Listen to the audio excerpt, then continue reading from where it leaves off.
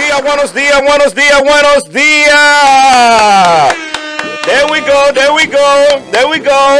Buenos días, ¿cómo están todos? I'm ¿Cómo good, está mi I'm hermano? good. Hey, we got a new girl in here that she's running for a mayor of city of Providence. Hey, that's good, that's good. Nirva, LaFortune, bienvenida. There you go, there you go, there you go. Round of applause for her. There we go. Buenos días. Hey, you know one thing that I love?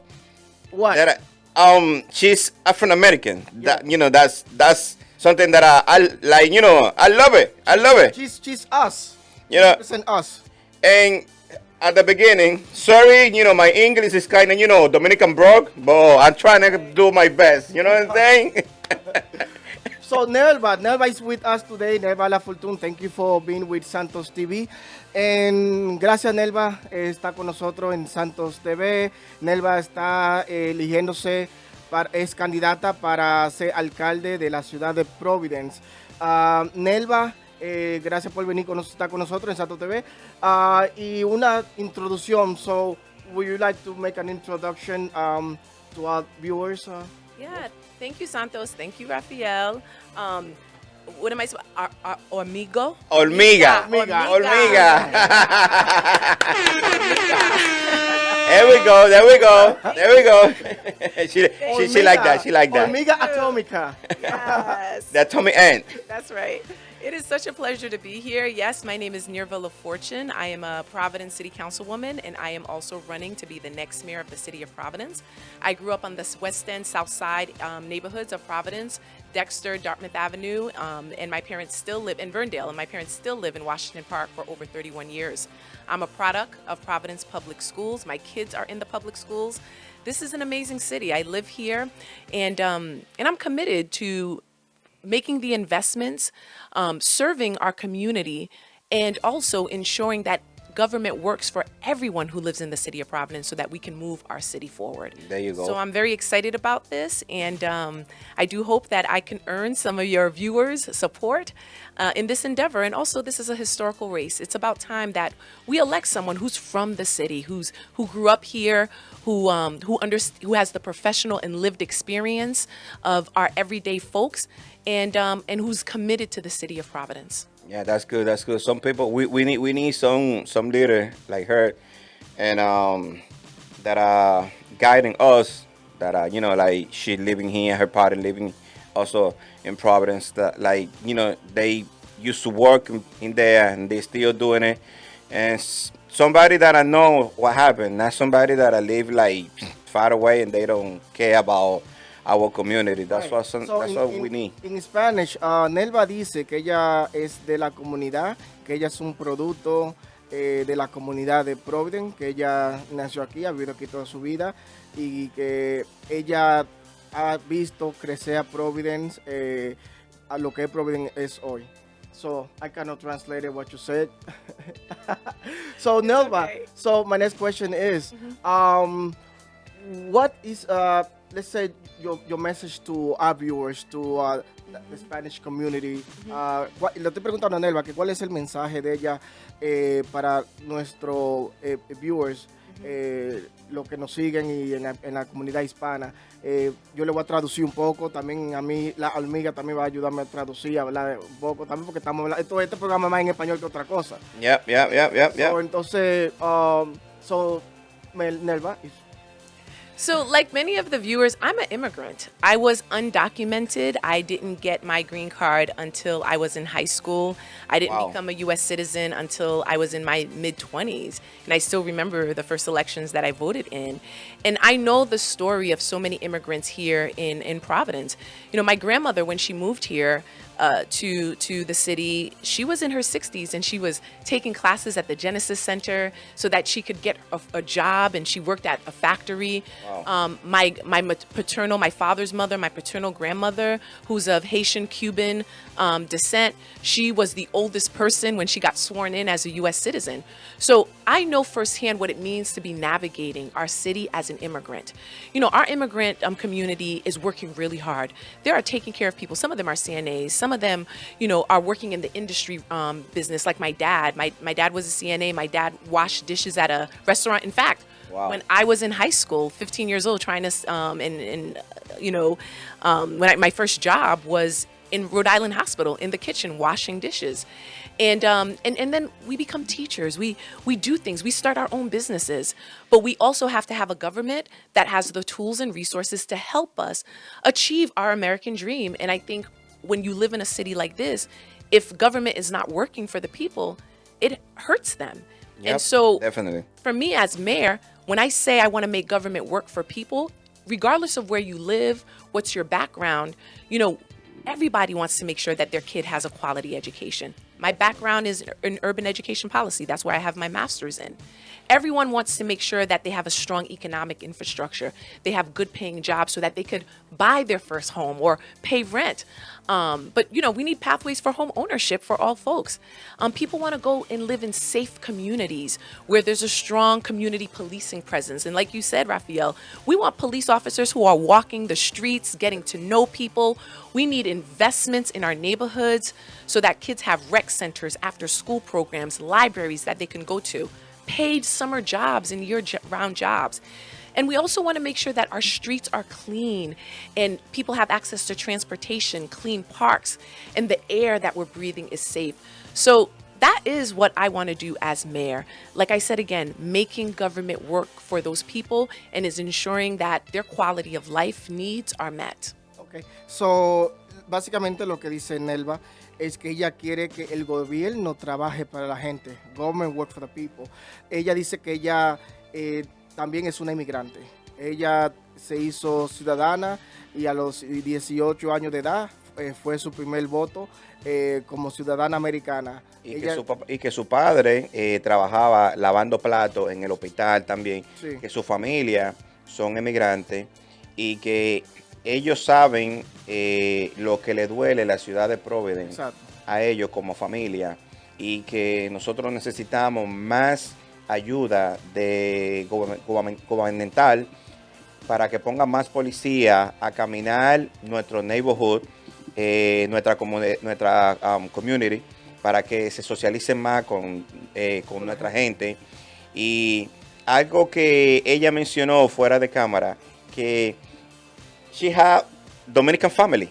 Sí, Nelva es mixada con todos lados. Ella Nelva es lo que de verdad es una inmigrante. Ella for the people that doesn't know her, she have Dominican blood, in his vein. Dominican, Cuban.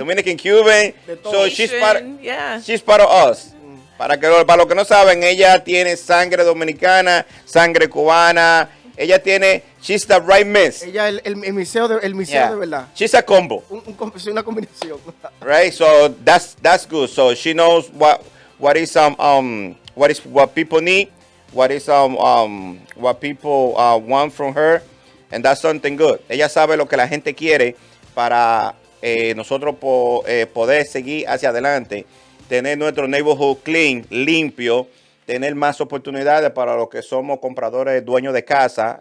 Like people that we own house have more opportunity in the game para los que quieren seguir comprando. También otra cosa que te interrumpa, permiso, es que ella también había dicho que ella es graduada, tiene un master's de la universidad.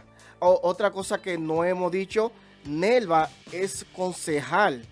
Actualmente, ahora mismo, ella es la concejal. What's your district? Ward 3. Ward 3. Ella es la concejal de Ward 3. Para los que no saben, el Ward 3, that's concerned el East Side. East Side, right? Yep, but I grew up on the south side of Providence. There you go. You hear that? Ella de la Broa. Yep. And my parents have been living in the same house in Washington. Y siguen viviendo ahí sus padres en el South Community. Yep. Yeah. So, as a councilwoman, you have more experience, right, with the city of Providence. You've been there how long? It'll be 5 years this year. 5 years. So ella como concejal tiene 5 años. Wow.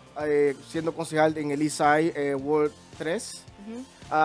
Nelva, also como alcalde, ¿qué será uno de tu concentramiento más grande como alcalde? So, as a mayor, what is your priority concept for the city? Right. So, in addition, I just want to add, in addition to be a council person, I've been in higher education and education for close to 20 years. So my graduate degree from Brown is, and who would have thought a kid from Mount Pleasant High School would get her graduate degree from Brown University? But that's the story of so many of us. There's potential, but we need to have the right investments in our community so our young people could create the pathway to success. So I know that firsthand. But the work that I do in higher education is support students. I'm an administrator, a first and second year advisor. I've overseen budget. I've been the assistant director of centers, including the Center for Public Policy at Drexel, the Center for Science, Technology, and Society, and now a center at Brown. And so, very similar to a leader in a city, a kid could come from a border town of Mexico, or can be a kid from, the Dominican Republic or in Spain, or they grew up here in the United States, or the kid can be from the south side of Providence. You have to make sure that these kids have the tools and resources to be successful. The same opportunity for every kid. For every kid. So very similar when you're a leader of a city, Providence is a diverse city. We have people from all over the globe who live here. That's why when you talk believe me, we do. We do. And when you talk about government working for them, within that government structure, right? When and I mentioned earlier, we need to prioritize education. I know firsthand the importance of education. Definitely. And if we want our young people to have good paying jobs, if we want to make sure that people are interested in living here and staying in Providence, we need to provide that foundation, which is a strong educational system. The other area that I want to prioritize is also like public safety. We've seen violence in our community. I lost my partner this June. Will make it 17 years since he passed away. April 29th would have been his 44th birthday. He was just walking out of a bodega. He was in New York, walking out of a bodega, had nothing to do with whatever conflict was happening. And someone was shooting, and he got hit in the head. And he was his mother's only child. Wow. And he died instantly. Wow. He was, he had proposed to me, the love of my life, my best friend. And so when I talk about addressing violence, I mean it. Wow. Because no one should get that call to tell you that your child, your loved one is dead from a bullet or from any type of violence. And so that means investing in our neighborhoods, fixing up, the community centers, making sure that our kids have after-school programs, supporting our arts initiatives so kids have way to express themselves.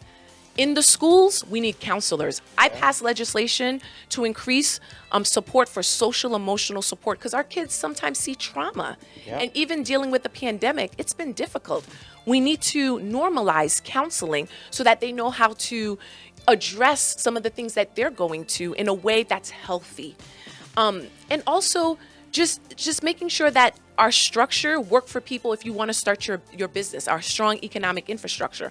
So whether you're coming into Providence for the first time and you want to invest here, or whether you live here and you want to build your own business, the government should work for you. So, those are some of our top priorities and the basics.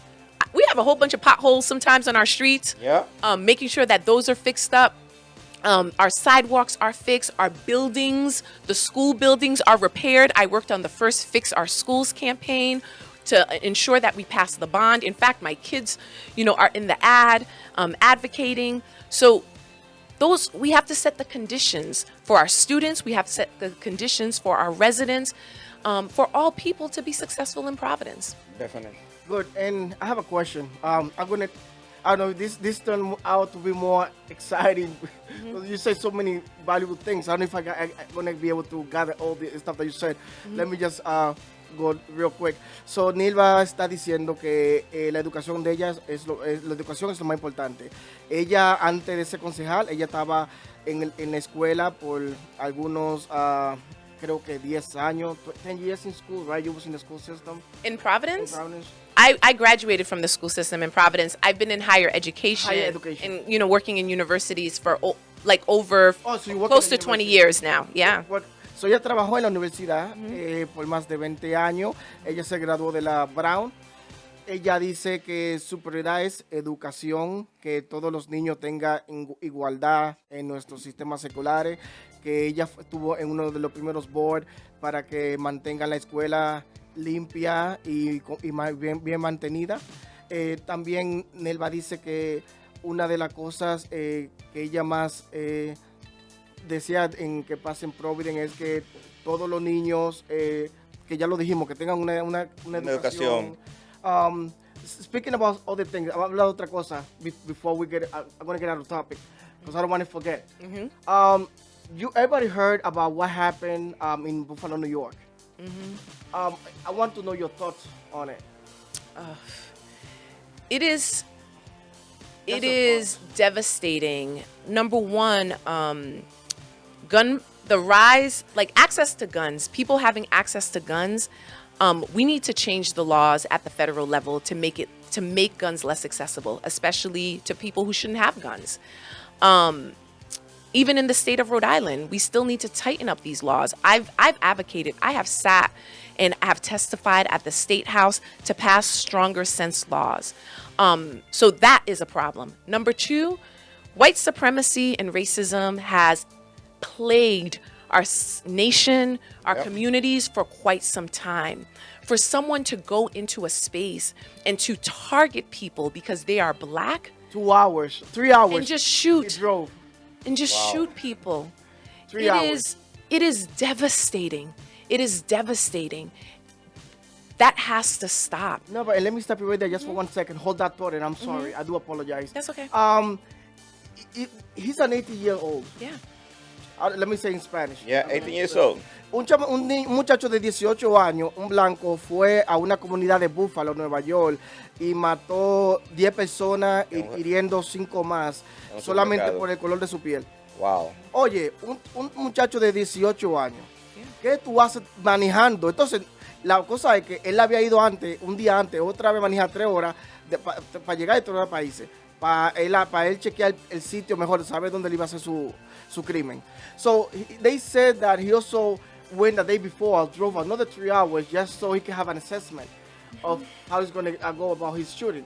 He's an 18-year-old, and I say that the parents also have some blame on this, because they said that he was, before targeting a school, he got caught and nothing happened. They just said that he was just a he said whatever kind of thought thing. He was being bullying. A bully, yeah. So the thing is, if the parents know that he has these thoughts, why do they allow for him to get guns? Why they don't check his bedroom to see? I mean, they can check, his bedroom, see if he had guns, especially the amount of weapons, ammunition, body armor that he had, is for them to at least notice that he has something going on in the house. Yeah. You know what I mean? Yeah, but Santos, how is it that an 18-year-old can have access to a semi-automatic weapon? That's another thing. So part of it is setting the laws. So a child, he could be my son. Yep. He's old enough to be my son. In fact, my son is older than him by a year, right? So he could be my child. So kids should not have access to guns. Semi-automatic guns should not be in our streets. It is taking lives. But also, no one is born a racist. People are conditioned, they developed into racist and white supremacy. So what we also have to do is we need to, in our schools, be teaching ethnic studies. When I was a grad student at Brown, my team did all the research for Providence Public Schools, working with Providence Student Union. We produced the report outlining how ethnic studies, so people understand people's cultures, the diversity of our nation, the impact that Black people, brown people, indigenous people, immigrants have made on our society. That is important, but we have to have it embedded in our curriculum.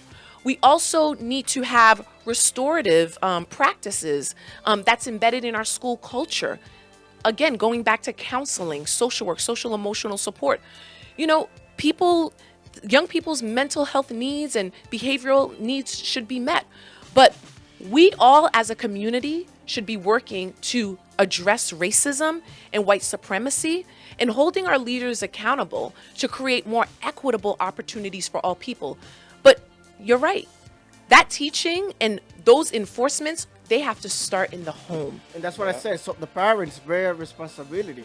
You know, they knew, you know, that something was going on with their son, because it wasn't the first time that they got the police, you know, called them, you know, to notify them about their child behavior. The school have called them and notified them about the child behavior. But you know, racism comes from the parents. You know, if it's near an uncle or the mom or the dad or the stepdad or the stepmom or whatever that had that kind of thoughts and, you know, speaking, you know, that kind of, you know, speech, racist speech, you know, one of the parents should step up and say, listen, you know, that's not tolerable in my house. So I said, you know, for this one, as a matter of fact, that last one, because there's been so many shootings, it's hard to say which one.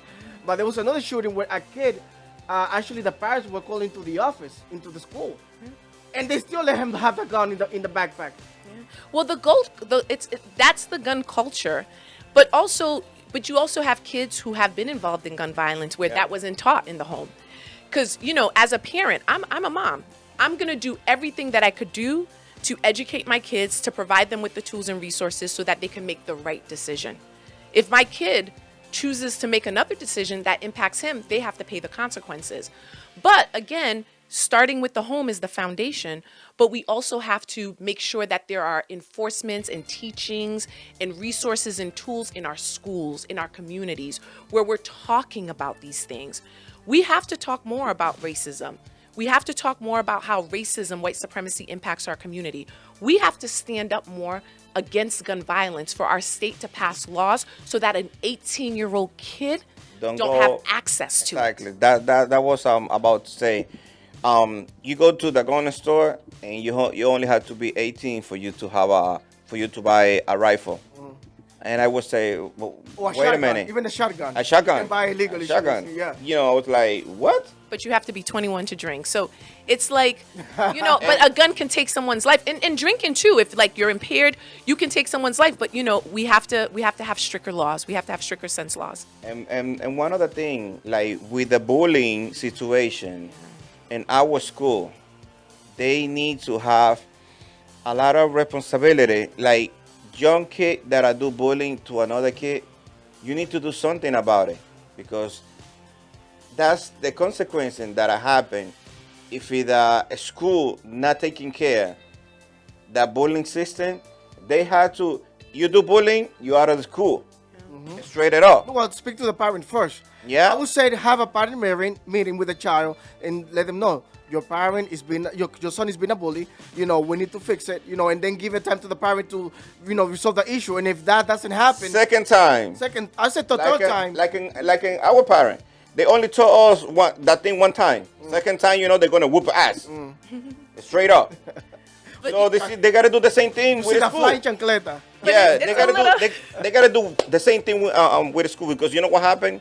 There is a lot of young kids that we taking care, we love us as a parent, and when they go to a school and they, you know, another young people bigger than him or whatever, and they start doing bullying, they feel uncomfortable, right?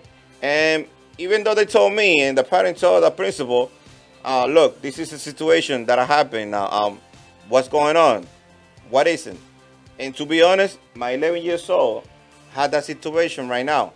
And I got a meeting tomorrow. And I said, listen, I know everybody in here. Or either we taking care of this, or I'm going to take it to the news. Because you know how many days my son has to miss in school? 120 days. And I told the principal, we're going to end it at this, because I went to this school, to Roger Williams Middle School. I went to this school and I graduated from here. I graduated from Central as well.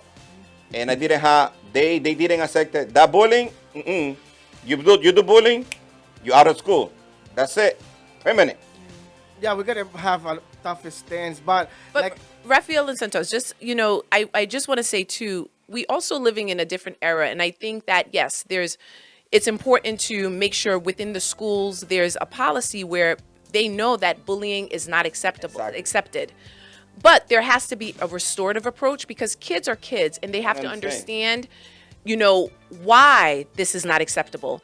And taking a more restorative approach allows the kids to engage with one another, to Yeah. learn from one another, to Yeah. understand how that bullying impacts them and other people. You know, my son was bullied too. My son had a speech impediment. He stuttered a little bit, and I remember like kids bullying him and how it impacted him socially. But what was great about the school that he was at is that they took a more restorative approach. They met with the kids and they tried their best. They also had a really, really good dean Yeah. who was a man of color Yeah. and brought these boys together to talk with one another and set standards, right, for all of them. And I'm not saying it was perfect, but I also think that, if you kick the kid out, then what happens, right? No. When I'm talking to do, it's like you say, like, Kimmy, you do this wrong. You're gonna go to one program to let you know that bullying is not good to do it, because they don't want you. They don't want it to do it to you or to your family. You know what I'm saying? I got another question. What do you think? What you willing to do? We're seeing a lot of people. How we call it? Let me find that right. Dímelo en español, a ver, pa. Lobone, the crackhead. I mean, So People with substance abuse. well, he's talking about the people that the homeless people that you see in every corner. Yep. And I find that out, most of those people, they have a record, criminal record, and they got mental yeah, issues. sex abuse people, and you see in everywhere. Like, what is your plan for those people? Because like, that's one other thing I don't see in Cranston. Well, let me answer that. Wait a minute. Hold on. Warwick has a ton. Cranston, they do have it. But Cranston, they don't pay as much money as Warwick. But Warwick, you see it in Woonsocket. As a matter of fact, this is almost like a pandemic because it's all over the state. It's all over the country. California, they have Skid Rows, which has like a ton of homeless people, walking around. I mean, every state. And I go above that. I've been to Japan. Japan has homeless.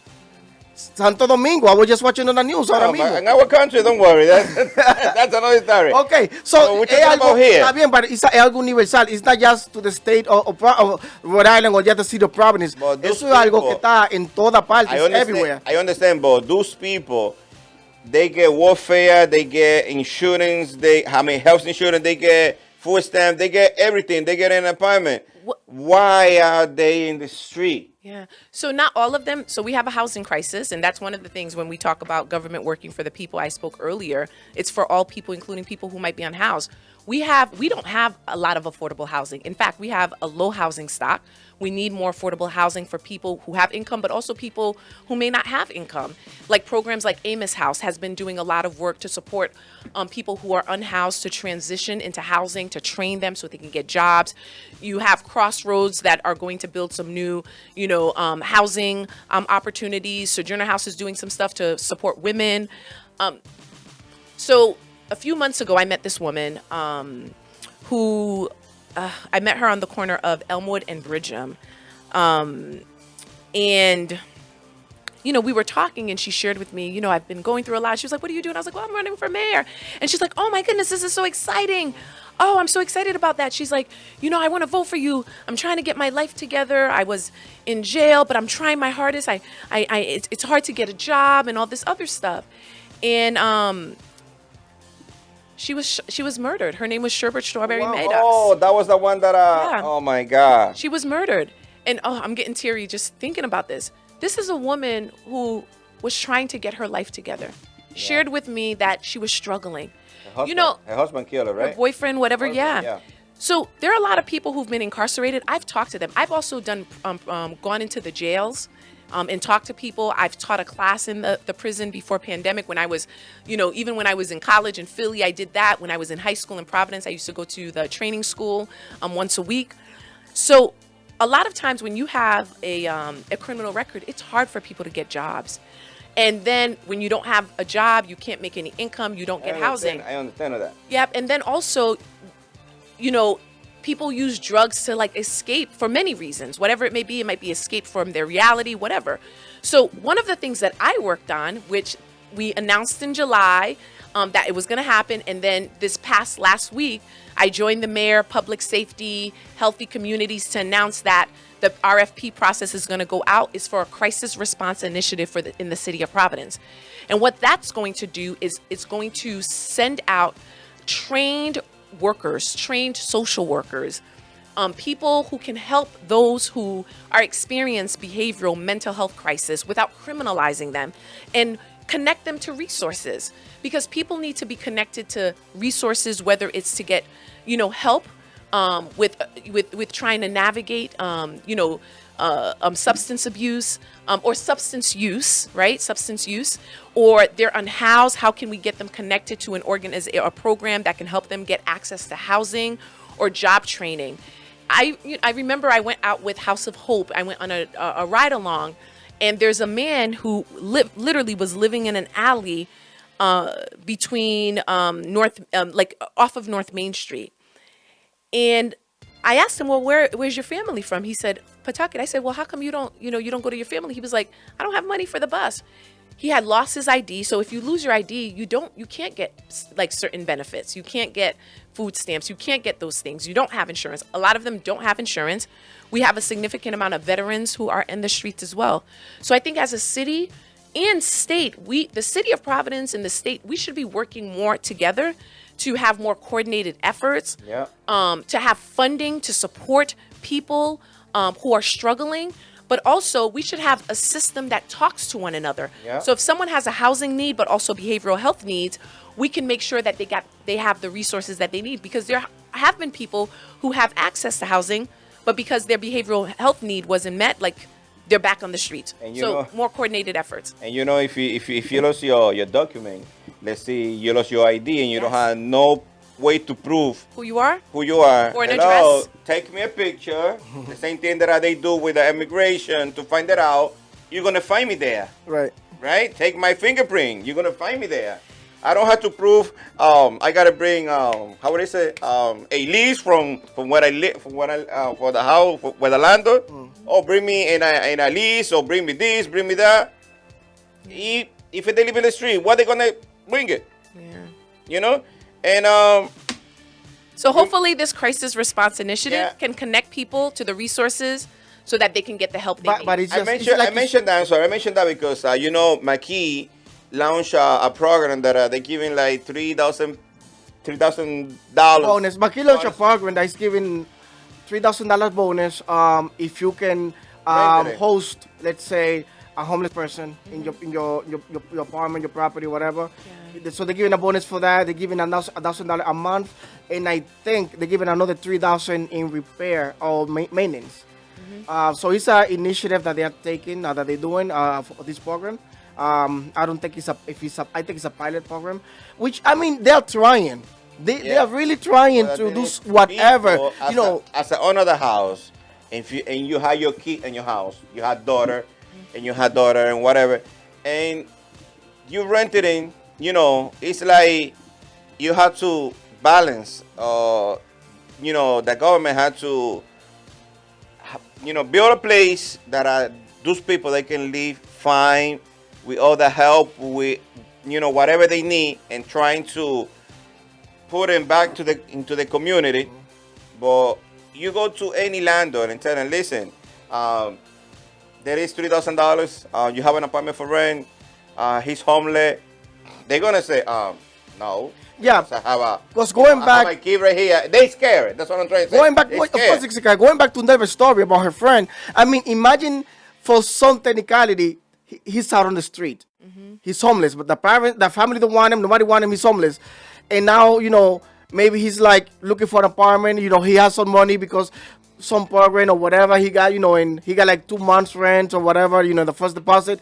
So what would you do in that situation? You know what I'm saying? Like, as like logically, you might not rent it to someone who you don't know if he's, has mental issues. He killed that lady. You know what I mean? What make you think that he's not going to go after you or your family, which we also want to protect our family. We want it, because when you rent a property, it's a community. Yeah. You're inviting people to your home. Yeah. People that you don't know, the manners or whatever. You're inviting them over. So, you have to be careful who you bring to your house. Definitely. You know, pero What would be good with that program is if they also had additional resources to explain, and I'll take a look at it again, but really outlining these are also additional resources to support the person. This is who you can contact if there's a need, if they have a crisis. Yeah. Because again, if, like you said, if someone's coming into your home, you also want to make sure that they have the tools so they could stay in the home and the resources, and you also as a landlord know how to respond to something if something happens. So I think there should also be an educational component to it. There's a list of resources and tools so that when a person who's transitioning from being unhoused to housed, they could stay there. So, all those supports have to also be in place in order for this program to be successful. Nirva, and lastly, we're almost coming to the end of the program. Is there anything that you would like to add, regarding your campaign as a mayor, as a candidate for mayor for the city of Providence, or anything else that we missed that we didn't have a chance to touch? In case that you win. We talk about so much stuff over here, and we still have a lot to talk. In case that you win, okay, this is recording. Are you going to remember me? That I'm going to say hi to you? Raphael, I will never forget you. I will never. No, I'm from... So there's someone I know who...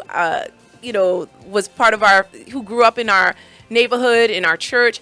And one thing he said to my dad, we were somewhere, and he said, my nickname is Vava for short, for Nirva Vava. He said, one thing I appreciate about Vava always remember you. And she will always, if she sees you, she'll go. And he said, I was with all these people. He was standing there, and I was like, excuse me, and I went to say hi to him. I never forget where I come from. One of the things that I was raised, like my dad, when we went out into the world, my dad always used to say, remember where you're from. And that keeps me grounded. That's why when I talk about being a mayor for my city, this is my city. My parents live here. I have siblings who live here. I'm raising my children live here. I have friends who live here. You are my community. There you go. Regardless of what neighborhood you live in, you are my community. Because there must have been a time we went to daycare together. We went to school together. We played sports together. When we were in high school, we were at the parks together. This is my community. So as mayor, I will work hard for the city of Providence. I will implement initiatives that work for the people. And I've been doing the work. And I'm going to prioritize the key issues that matter to us, which is public education, a strong economic infrastructure. One thing I didn't mention earlier, housing. We need more housing and affordable housing for people. And a government that works for all people. That means public safety, clean streets, clean parks. We're making environmental mitigations. People who want to start their own business can do so. I'm here for Providence. There you go. And I hope to be the leader for our city and our future. There you go, and that's remember people, when is the election day? So the primary is very important, and I encourage everyone to go on votenirva.com. Again, vote, VOTENIRVA.com. It's also, you can also translate the website in Spanish. Please visit my website. If you are inspired, please make a contribution to my work in my campaign. The time is now to elect the first woman to be mayor, the first black woman of Afro-Latina descent, to lead our city, and someone who's from the community, part of the community, and who's committed to investing in the city of Providence and moving it forward. Can you say one more time? Nirva. VoteNirva.com. VoteNirva.com. So ya, mi gente, ustedes saben, votenirva.com. Ella es candidata para la candidatura de Providence. Y thank you, Nirva, for being with us, Santos TV, and hope you to have you soon. You have a wonderful voice, let me tell you. Yep, definitely. Hello. Oh, thank you for coming, and you guys, nos vemos hasta la próxima. Mi hermanito Rafi, la hormiga, ¿algo que decir? No. Hoy es lunes y el cuerpo lo sabe. Lunes, por mi gente, ya sabe. Today's Monday and the body. Hasta mañana a las 11 otra vez en vivo con SantosTV.